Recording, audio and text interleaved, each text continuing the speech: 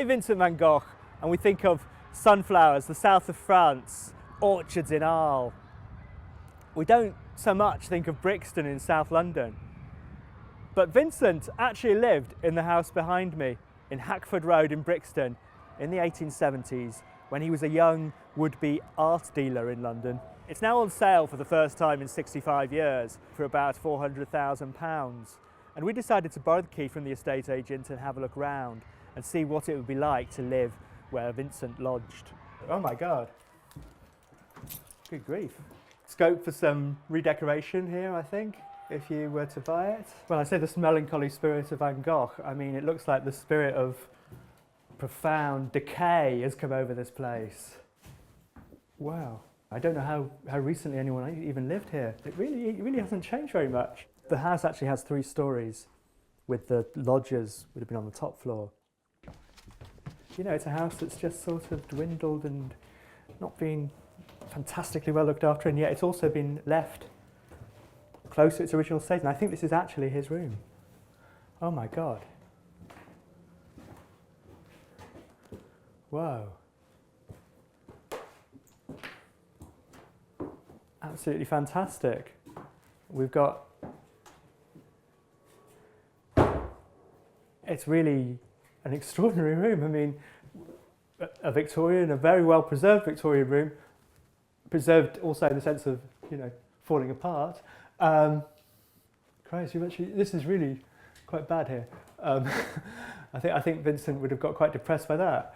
The fireplace has obviously been looked after there. It's been painted and gilded. Imagine. So that, you know, that he'd have had a fire blazing there while he was reading George Eliot, reading Dickens. It's almost like time has been an archaeologist, though, isn't it? I mean, time has been an archaeologist and is rotting away the kind of 20th century editions. It's certainly very atmospheric. Plenty of bags of atmosphere here. Wow, imagine sleeping in this room. Imagine sleeping in this room as it is now. It would be very, very weird, wouldn't it? It would be a great way of communing with Vincent van Gogh.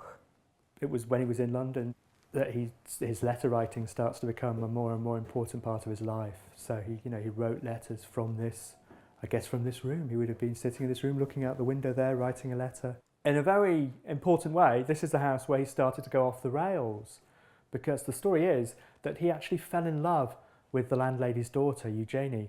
He pursued her. He was basically smitten with her from the day he arrived here. And she wasn't interested at all, and she was secretly engaged to someone else. The love affair he had here, or tried to have here, was, you know, the first of a series of unrequited and often wildly inappropriate attempts to have relationships with women. You could say this is the house where Vincent van Gogh's problems began. He did leave under a cloud.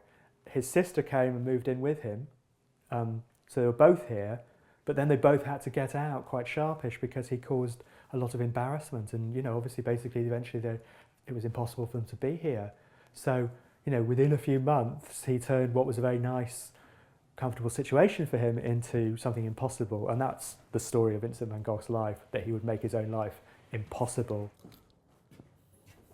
In one of the letters that he wrote when he was living here, he talks about gardening. He says he's been doing some gardening and planting some shrubs and flowers. He'd have loved this. He'd actually loved this. He'd have done a fantastic painting of this, which would, of course, have been also suggested his state of mind. Oh, look.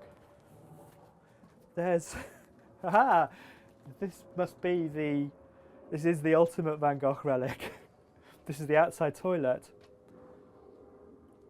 It's a Victorian outside toilet.